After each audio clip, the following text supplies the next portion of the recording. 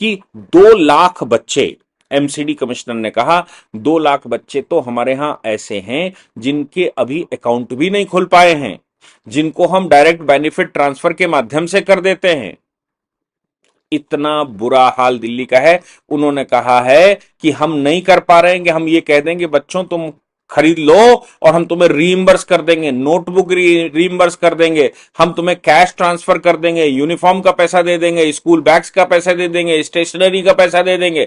हमारे पास तो हम वो दे नहीं सकते क्योंकि 2 लाख बच्चों के अकाउंट ही लिंक नहीं है, वो सब कैश जाता है। ये तो मालूम है क्या है, ये वो है कि भाई कैश सरकार परचेज करेगी, सरकार अगर परचेज करेगी तो उसमें अच्छा मोटा कमीशन मिलेगा, और अगर बच्चों के अकाउंट में पैसा चला जाएगा, जितना पैसा जिस मद में निकाला गया है, अगर आप कहते हैं कि पर बच्चे में एक यूनिफॉर्म के हम 1,000 रुपए दे रहे हैं तो 1,000 रुपए बच्चे के अकाउंट में ट्रांसफर कर दीजिए, वो अपना यूनिफॉर्म बना लाएगा, उसकी स्टेशनरी का पैसा उसके अकाउंट में ट्रांसफर कर दीजिए। आप सब कुछ वो खरीद लाए, और वो नोटबुक खरीद लाए, वो यूनिफॉर्म खरीद लाए, वो स्कूल बैग खरीद लाए, वो स्टेशनरी खरीद लाए, वो और कुछ खरीद लाए, और आप रीइंबर्स कर दीजिए उनको। लेकिन रीइंबर्स करने का उद्देश्य तो दूसरा है, क्योंकि रीइंबर्स कर देंगे तो फिर बीच में क्या मिलेगा सरकार को? सरकार को तो तभी मिलेगा जब वो कोई कॉन्ट्रैक्ट देगा विजय नायर जैसे व्यक्ति को, के कविता जैसे लोगों को, और कॉन्ट्रैक्ट देगी तो उसमें भी मोटा कमीशन मिलेगा। इसलिए दिल्ली सरकार ने 2 लाख बच्चों के अकाउंट ही लिंक नहीं करवाए, तो कैसे बेनिफिट ट्रांसफर होगा ये बता दिए साहब, वो लिंक ही नहीं है तो कैसे हो जाएगा? सुप्रीम हाई कोर्ट ने कहा, श्रीमान जी आप एक बात समझ लीजिए कि आपके मुख्यमंत्री की कोई जरूरत नहीं, हम यहां से डायरेक्शन जारी कर देंगे, हाई कोर्ट का आदेश है, सर्वोपरि होता है, हम ही यहां से इंस्ट्रक्शन जारी कर देंगे। एमसीडी को इंस्ट्रक्शन जारी करिए, हम बता रहे हैं इंस्ट्रक्शन जारी करिए, उनके ऑपरेशनल अकाउंट जोड़िए ताकि उनके अकाउंट में सीधा चेक लगाकर पेमेंट ट्रांसफर हो सके।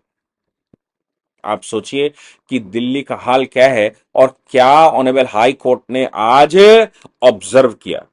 बात वो सही कह रहे हैं, क्या किसी का पर्सनल इंटरेस्ट, जो आप कहते हो कि हम आपके लिए आए हैं, आपके बेटे हैं, आपके भाई हैं, आपके दादा हैं, आपके चाचा हैं, आपके मामा हैं, तुम सब कुछ जो अपने आप को बता रहे हो, उसमें क्या दिल्ली का इंटरेस्ट शामिल नहीं है? क्या तुम अपनी राजनीतिक हस्तियों को, अपनी राजनीतिक महत्वाकांक्षा को इतना ऊपर रखते हो कि सब कुछ पीछे छूट जाता है? दिल्ली हाई कोर्ट ने जिस प्रकार सौरभ भारद्वाज, एक दिन याद है आपको कि पीछे सौरभ भारद्वाज जिस दिन आतिशी वो चिट्ठी पढ़ रही थी, उस दिन सौरभ भारद्वाज को लेकर दिल्ली हाई कोर्ट ने एक और टिप्पणी करी थी। दिल्ली हाई कोर्ट ने कहा था अगर तुम मेडिकल इंडस्ट्री संभाल नहीं पा रहे, अगर तुम अस्पताल संभाल नहीं पा रहे तो हमें बताओ, हम करवा देते हैं डायरेक्ट। आप राष्ट्र की जो स्कीमें हैं वो लागू क्यों नहीं करते? आप मोहल्ला क्लिनिक को सही क्यों नहीं करते? आप ये लेबोरेटरीज को सही क्यों नहीं करते? आप ये जब खोल के बैठे हो, इनका हिसाब कौन देगा? और सौरभ भारद्वाज को कहा था देखिए मैं सुधार दूंगा।